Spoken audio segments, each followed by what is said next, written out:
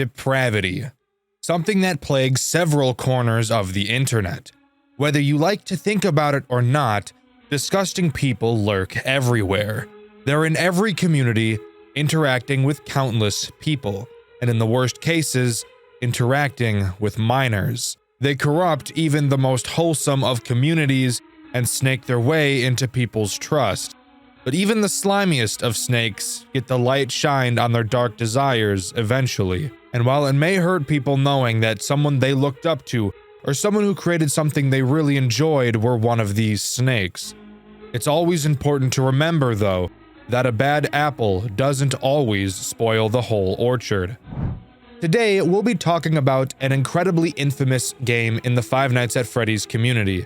I'm not the first, nor will I be the last to speak about it, but I and many other sensible people are capable of separating the art from the artist, and are plenty capable of commenting and criticizing a piece of media without attaching its creator to it. And that's what I'm going to be doing today. Towards the end of this video, I will also be talking about the creator of this game to give you a better understanding of what he was like before he seemingly left the internet. If things are about to get uncomfortable or depraved, I will give ample warning before we talk about said subjects. But in general, viewer discretion is advised. Come with me as we dive into the sick and depraved world of Dormitabus. But before we talk about the disgusting story of this game that would make most normal people want to throw up, we first have to talk about the actual gameplay, which I'll tell you is definitely something. I'll let you be the judge of whether or not it's actually good. There's no better place to start than night one, which I will mention, Dormitabus takes a different approach to nights than most FNAF games. Generally speaking, FNAF games have 5 nights, corresponding to 1 work week on the job, with a typical 6th day of overtime and 7th optional night to round out the week. Since in Dormitabus we play as a character who isn't actually working anywhere, Dormitabus is not tied to a typical week, instead having 10 nights rather than the typical 6. So let's dive right into night 1. Let's start by talking about this goofy-ass office. You can travel from one side of the office to the other. One side of the office lets you look at your cameras, and the other side of the office has literally fucking nothing. But I'll go over why the useless side of the office is technically not useless in a moment. Another question you may have is, why the hell do we run under the table to get to the other side of the room when there's plenty of space on both sides of the table to walk around? Now you see, the answer to that question is fuck you. But now let's actually talk about some animatronics. As usual, I will explain each animatronic as they're introduced into the game, and on night 1, we only have one animatronic to deal with, that being Havoc Freddy. Try your best not to focus on these goofy-ass designs. They have their own charm, in a way. Havoc Freddy is one of the most simple characters in all of Dormitabus. Freddy will move throughout the cameras, slowly inching towards your office. He arrives at your left door, and when he does, you can turn to your left to double check that he's there. You'll be able to see him peering in at you. When he's there, you'll need to run to the other side of the room. At that point, he will almost immediately go away. I have no idea why this scares him away. I guess he's brain dead, but I'm not going to complain about an easy mechanic. Fun fact, you can actually make this mechanic even easier by never even checking if Freddy is at your door. Freddy makes a very noticeable sound cue when he arrives at your door, that being the sound of a door creaking directly in your left ear. I wonder if the other animatronics will be any harder. As mentioned, Havoc Freddy is the only enemy in night 1, so beating it should be a cakewalk. What does night 2 have in store?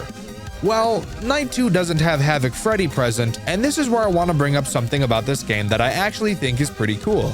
In most FNAF games, as the nights go on, more and more animatronics will be added, and on top of that, they will become more and more aggressive. Dormitabus takes a different approach. Because of how many characters there are, it would not be possible to deal with all of them at once if their AI levels were super high. So instead, the game experiments with animatronic combinations, pairing a few animatronics together, rather than throwing all of them at you at the same time, which I think is actually pretty cool. But for animatronics in night 2, we have Havoc Chica and Am I Real, also known as Cake Bear. Let's start with Havoc Chica, as her mechanic is the easiest to deal with of the two. Havoc Chica is pretty much just a slightly more annoying version of Havoc Freddy, with one deep, cutting, wounding flaw that I'll get to later. Chica will move around the building and make her way to your right door. Once Chica gets to your door, you can turn to check if she's there, but like Freddy, she also makes a very obvious sound cue, that being laughing in your right ear. When Chica is at the door, all you need to do is run to the useless side of the room and stare at Chica. Once she leaves, you will have to very quickly run back to the camera side of the room. If you don't move back fast enough, Havoc Cupcake will have a feast with your yeast. That's disgusting. I'm sorry. Oh my god. Now it's time to talk about Am I Real? Am I Real moves around the cameras at random. Whenever he enters a new camera, he will audibly state which camera he moved to. Once you hear him say a camera, you will have to switch to that camera and check which form he's in. Am I Real has two possible forms, one form being Am I Real, a gross Springtrap looking design, and the other form being Cake Bear, a much more normal Freddy looking design. If you check the camera and see Cake Bear, you're free to continue playing the game as usual, no call for alarm. However, if you check the camera and you see Am I Real, you will have to stay and stare at that camera for what can feel like at times an entire minute, until Am I Real turns back into Cake Bear. Now, this may sound scary, especially when you think about the fact that in order to run to the other side of the room to avoid Havoc Chica and Freddy, you have to turn the cameras off. But the game knew this would be a problem, so when you shut the cameras off to move to the other side of the room, it will still count as you staring at that camera, meaning that Am I Real will still turn back to Cake Bear even if you're on the other side of the room, as long as the last camera you were looking at was Am I Real's. If you don't watch Am I Real, he will appear at your right door, and once he's there, there's nothing you can do to stop him from giving you a rough spanking that a lot of you freaks will really like. If you can manage all of that, then congratulations! You're ready to move on to Night 3. Night 3 uses Havoc Freddy, Am I Real, and two new characters, Soul Cage and Molten Evil. I'll cover Molten Evil first. Molten Evil will only ever appear in your office. When you see him, he will start to cover your screen with blue plasma. Once this plasma is on your screen, you will have to play dead by looking up at the ceiling. Don't ask, I know it doesn't make any sense, but just pretend like it does for me. After looking at the ceiling for long enough, the plasma will go away and you'll be safe to look down again. If you look up before the plasma is on your screen, Molten Evil will wait until you look back down before putting the plasma on your screen, so looking up early really only just stalls him. Soul Cage is somewhat similar in a way. Soul Cage will move around the cameras and slowly piece itself together. Once it's put together fully, it will make its way to your right door. Once he arrives, he too will play a sound cue to let you know he's there. When he does, you'll have to look over at him. Afterwards, he'll enter your office and move up onto your ceiling. In order to get him to leave, all you have to do is stare up at the ceiling at him until he goes away. If you haven't noticed yet, every single character can be dealt with by staring at them. And if you're hoping that the other characters will be different, most of them will cause you to be sorely disappointed. Hate to break it to you. Wait, who am I kidding? I love breaking bad news. Night 4 only introduces one new character, but the returning characters are Havoc Freddy, Havoc Chica, and Am I Real. The new character is Havoc Puppet. Havoc Puppet moves around the cameras and makes its way to your back window, which is located right behind your computer. Once Havoc Puppet appears in your window, it will make a very noticeable sound cue. At that point, all you have to do is turn around to your window and stare at it until it goes away. Are you starting to notice a possible game mechanic flaw with Dormitabus?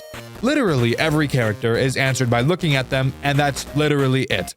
Hopefully, we get a new character soon that's at least a little different. Holy fucking shit, this new character is bullshit. Okay, let's take a step back and relax for a second. Every character up until this point has been Baby Caca easy mode. Night 5 consists of Soul Cage, Havoc Puppet, Am I Real, and the two brand new Wombo combo, Havoc Foxy and Golden Call. Havoc Foxy and Golden Call are pretty much one and the same, as one of them really can't work without the other. Havoc Foxy is on camera 5, something I thought was weird because the phone guy on this night says that he's on camera 4, which is just flat out wrong, but let's move past that. Havoc Foxy has 3 phases on his camera, which the final has Foxy standing out of his curtains. You can slow down Foxy by watching his camera, and this will become very important because you want to avoid his 3rd phase as much as you can. However, this can prove difficult because of one character I'm sure you've already thought about, Am I Real? With Am I Real hogging most of your camera time, Foxy is free to butt-fuck you as much as he wants. Once Foxy reaches phase 3, Golden Call comes into play. After reaching phase 3, Golden Call will send a voicemail to your computer with a Trojan virus attached. In order to remove the Trojan, you'll have to type in a password. How do you get the password? Well, this is when phase 3 Foxy becomes important. While in phase 3, Foxy will be holding a sign with the randomly generated phrase on it. You'll have to read the phrase on the sign and find the longest word. The longest word will be the password you need to get rid of the Trojan. Once you remove the Trojan, you will have to very quickly run to the other side of the office and watch the right side door as Foxy will soon be approaching. Once Foxy peers in, all you have to do is stare at him until he goes away. Afterwards, you'll be free to go back to your cameras and resume business as usual. Congrats! You've successfully survived a golden call attack. Are you stressed? Well, you should be, because you're going to be seeing a lot more of that. Again, the real problem with Havoc, Foxy, and Golden Call isn't really their mechanics. That's fine. The problem really comes down to Am I Real? Again, Am I Real constantly requires your attention as he moves around the cameras often. Just by himself, he'll take away from your time stalling Foxy, and once you get a Trojan, you'll have to stop looking at Am I Real to find the password. But not watching Am I Real will get you killed really easily. Generally speaking, from my experience, you want to drop everything for Golden Call, get the password in as fast as you can, quickly switch back to Am I Real's camera before running to the other side of the room to watch Foxy. I feel like this will give you the most success. Night 6 includes Havoc Foxy, Havoc Chica, Molten Evil, and Am I Real. While that alone may sound like a very unfun time, just wait until I introduce the next most frustrating character on the planet, the BOA, or as I like to call it, Boa, aka Boa Bitch Boy. Boa starts in a box on the cameras and slowly emerges from it, afterwards making its way to your right door. Once there, it will give you a sound cue. When you hear it, you will need to quickly move to the other side of the room. Something pretty interesting about Boa is that he actually speaks to you. If you run into the other side of the room, Boa says this. Once you get to the other side of the office, just like most characters, all you have to do is look at it.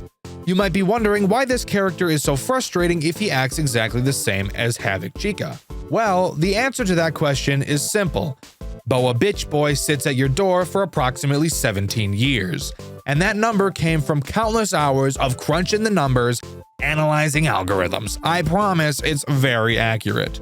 That's seriously why Boa is such a difficult character to deal with. Mixed with all the other characters that require so much of your attention, having a character that requires double or maybe even triple the amount of time can feel like a purgatory.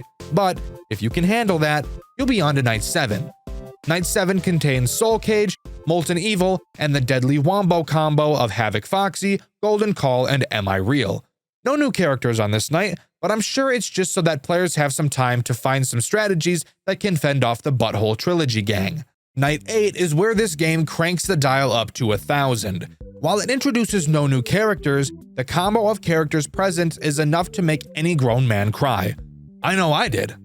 Night 8 consists of Havoc Freddy, Havoc Chica, Havoc Foxy, Golden Call, Am I Real, and the icing on the cake, the Boa.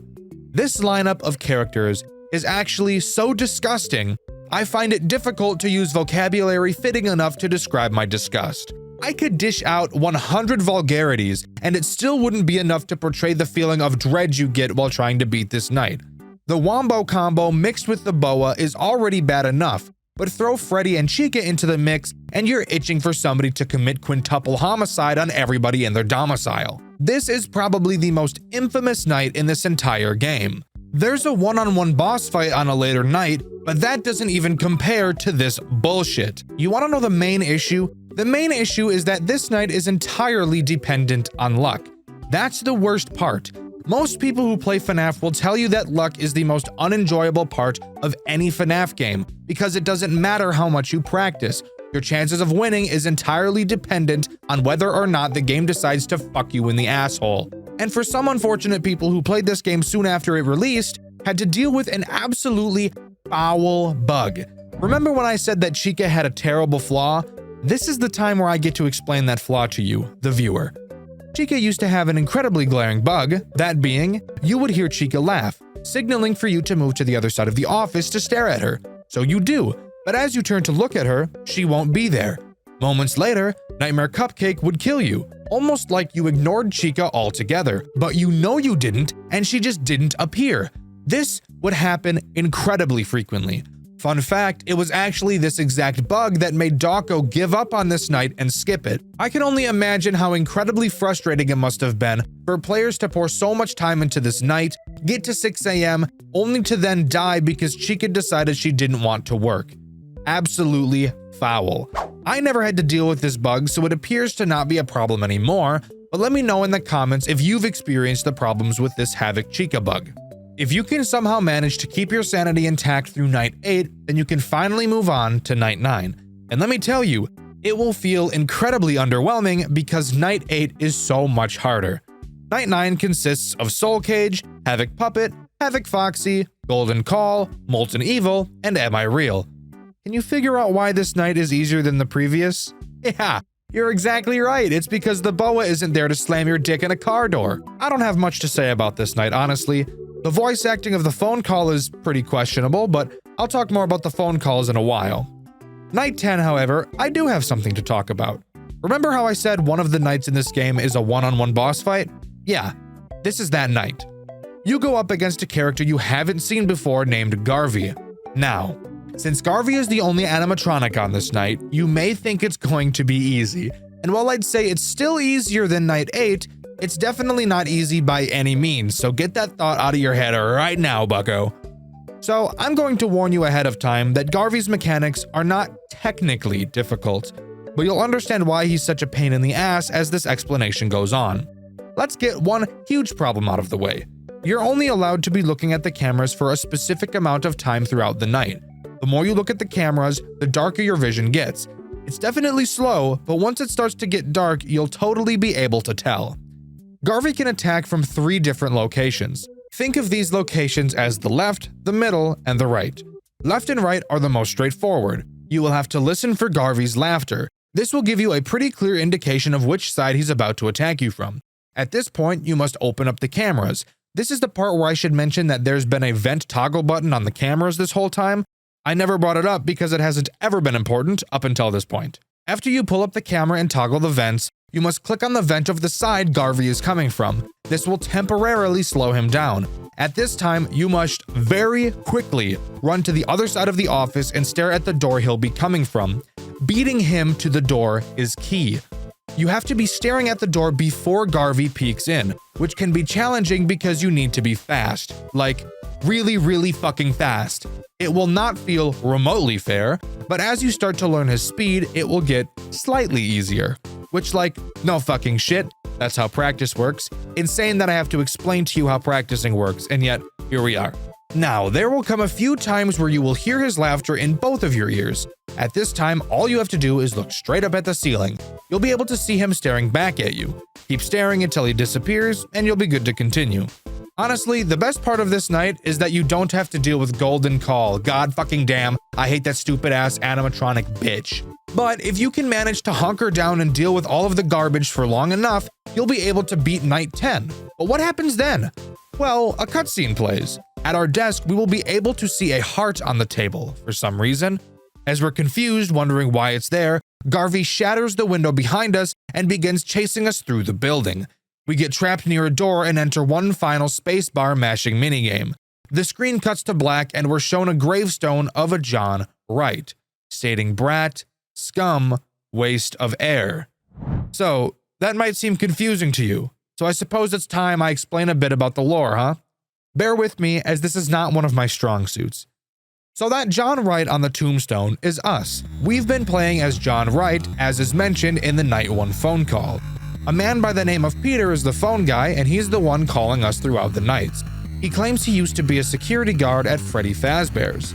On Night 1, Peter explains that we're dead and in a sort of purgatory, with several monsters roaming the buildings. And these monsters are supposedly our childhood friends. The reason why we're in a Freddy Fazbear's-like location is because our mind shapes the purgatory based off of the things we've seen, which could suggest we either worked at a Fazbear's location before, or at least have a strong tie to one. Peter says we can escape this purgatory, but he needs our help. He says to grab an audio tape that should be on the desk next to the fan. This is also where we learn that there is a tape that we need to collect on each night. All tapes, aside from the first, will appear randomly on one of the cameras, and I'll get into these tapes later. On Night 2, Peter explains his theories about why we're being hunted by the animatronics. He believes that someone or something tried to manifest these ghosts into physical bodies. That attempt clearly failed, which is why all of the characters look so fucked. Peter believes that because we are ghosts, we have a plasma of sorts that the animatronics need to survive, and that's why they're trying to eat us up like a gourmet steak. We don't get the next meaningful piece of information from Peter until night 5, where he tells us that Golden Call is his own physical remains. That means we've identified one of the animatronics trying to attack us, and we'll soon be able to find out who everyone else is as well, but we can cover that later. Peter tells us that the tapes we've been collecting are memories from our traumatic childhood. Peter mentions how an ominous he is also on these tapes, and I'm willing to bet that this he is Garvey. Peter thinks that collecting all of these tapes will allow our friends to move on and become regular ghosts, not being trapped in this purgatory with us anymore. On night 6, Peter explains to us that he has tapes too in his version of the purgatory, and that both his memories and ours are in one way or another tied to Freddy's locations. He says he missed a few of his tapes because you only get one attempt. The first 10 days in the purgatory decide your fate. Missing one tape is the difference between a chance at escape and spending eternity fending off your suffering dead friends stuck inside of robotic bodies. Peter begs us to collect the tapes and free everyone because he can't anymore. On night 7, Peter says the animatronic sleep cycles are all out of whack. He's been doing this for years while stuck here and was able to find a pattern with their sleep cycles. But out of nowhere, once we came here, those cycles started to change for some reason. Peter mentions he found a key and tried to use it on the exit door, but it didn't work. He says he'll update us as soon as he can. On night 8, we get some pretty crucial information. Peter has found another key, and he believes something may happen soon. He says we probably don't have any keys in our purgatory because he thinks the keys are linked to a specific trauma he suffered. He also thinks he knows why the animatronic sleep cycles are messed up. Apparently, we brought something into this world, and it's big, with loud footsteps causing the characters to wake up when they're not supposed to. Peter says that if this thing we brought in is what he thinks it is, that we're all sorts of fucked. And of course, knowing what we already know, we can take a pretty good guess at who that might be. Night 9 is where we get to hear Peter's final moments. The monster we let enter this world is exactly who Peter thought it was: Garvey. Garvey has been tearing all of the monsters in Peter's purgatory into pieces. Peter knows that we apparently know who Garvey is. He tells us he's hiding behind the curtains where Foxy is and that Garvey is coming for him. He tells us to get the keys, and the call ends. The 2 keys he's mentioned can be found. The first on night 10 in the same location where you find the tape on camera 5. The second key requires me to tell you about a night I have yet to mention, night 11, aka Nightmare. No matter how good you are at FNAF games, nothing will prepare you for just how surprisingly difficult this night really is. They cranked the AI for these characters on this night up to 10,000. Holy shit, it's insane. From 10 a.m. to 5 a.m., you go up against Havoc Freddy, Havoc Chica, Havoc Foxy, Havoc Puppet, Golden Call, The Boa, Soul Cage, and Molten Evil all at the same time. This has to be one of the most stressful challenges I've ever attempted. It is ridiculous. The sheer speed you have to even get close to beating this night is ridiculous. You quite literally have no time to rest for even a second. There is constantly something happening, and it's enough to give any grown adult a seizure and kill them instantly. But that's not even the worst part, no. The worst part comes at 5 a.m., when Garvey comes and kills everyone, and you're yet again thrown into a final, even more difficult Garvey boss fight for the last 2 hours of the night. If you thought he was quick before, boy, you better be Usain Bolt, because you need to be doubling your speed.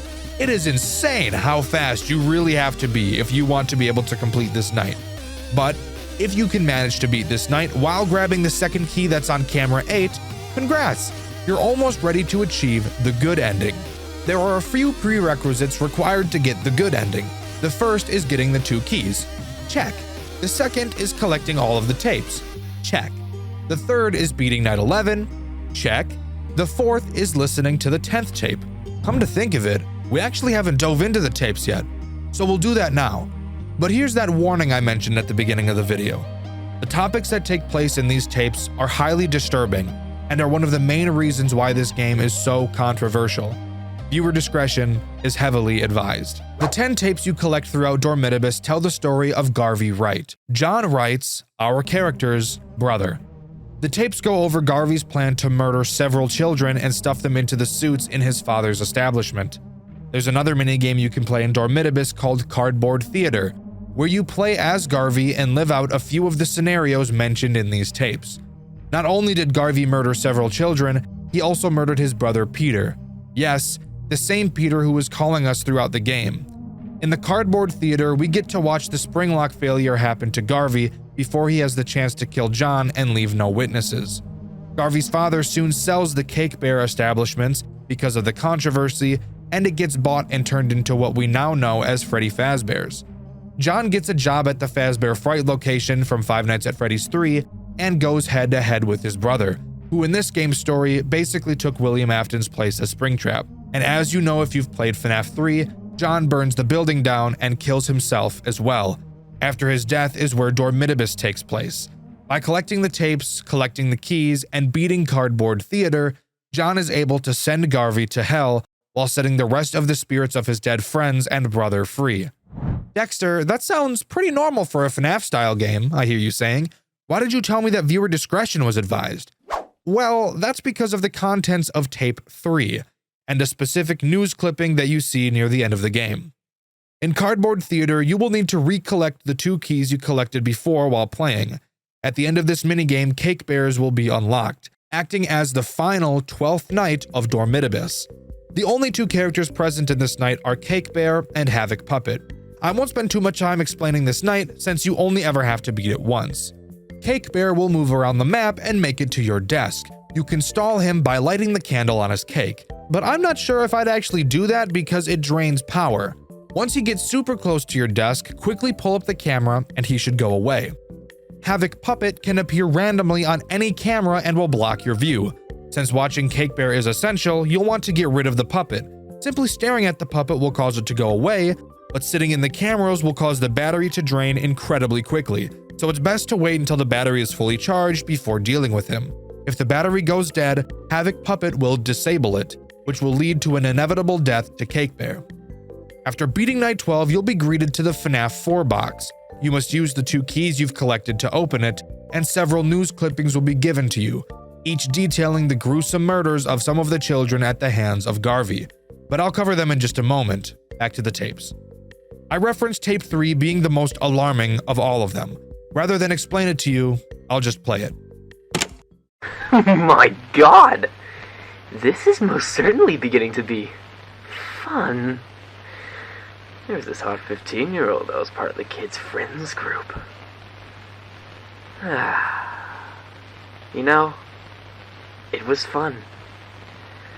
She screamed, but nobody heard her. It was so much fun. She's in one of the suits now. Just a little more time until Fredbear's is going down as well. But hey, I'll find my ways to catch her at the others. You may have a good idea as to what Garvey is referencing doing in this tape, but if you need any clarification, one of the news clippings will confirm your suspicions. It reads, "The Fredbear's establishment in town was recently closed because of an accident with the animatronical characters. The CEO is now selling the franchise just like the previous owner did. The dirt that has been shed onto the establishment increased even more, as the police found the remains of a 15-year-old female in the back of the establishment, stuffed into a suit. She was supposedly raped to death by a yet unknown killer. Connections to the incident at the previous establishment are already being drawn." This clipping right here, mixed with the excitement in the voice of Garvey in Tape 3, is the sole reason why this game is so hated and is so disgusting. Almost everybody agrees that throwing rape into this story was completely unnecessary. Some may argue that depraved people will do depraved things like this, and it's odd to not acknowledge that terrible things like this really happen. And to a point, I understand your thought process. But to feel the need to add it to a game that will most definitely be played by children with no prior warning is insane. And it gets even worse when you dive into the person who made the decision to put this into the story, Blackout. Blackout has since left the internet, but a while after Dormitabus released, one of the members of the Radiance team responsible for games such as Treasure Island and Five Nights at Chuck E. Cheese Rebooted posted an unlisted YouTube video going over Blackout's messages of harassment towards them. Soon after that video followed a Google document surfacing regarding Blackout's behavior, regarding joking about raping people, being hateful towards trans people, and a laundry list of other terrible things. But the most egregious thing that Blackout has done was the Discord messages that were released revealing him to have been grooming a 12-year-old girl, making jokes about Germany's lax age of consent laws, and at one point even sending nudes to this child, this 12-year-old girl. After all of this unfolded, Blackout went on a hate brigade full of harassment and eventually left the internet, thanking his supporters that he for some reason thought he had. Now going to his Game Jolt page reads one message. Jesus Christ, just leave me be. I don't want to live in your heads rent-free. I've moved on, and you should as well. Bye. And with that, that's where the story of Dormitabus ends. A game that could have been something amazing, with a story that was really promising, soiled and ruined by a disgusting, perverted pedophile. Again, I encourage everyone to try their best to separate the art from the artist, but if you can't do that, then I'd recommend checking out the remake of Dormitabus that was made by some very talented creators if you're still interested in seeing what this game has to offer, minus all of the disgusting and unnecessary perversions. But let me know what you think. Taking out the disturbing lore and separating Blackout from it, what do you think about the gameplay of Dormitabus? Do you really like it, or do you feel like it's pretty lazy? I'm interested to hear what you all have to say. The question of this video is, what is a cancelled FNAF game that you'd like to see brought back and finished? With the question of the video being asked, I've been Dexter, and I'll see you all in the next video. See ya!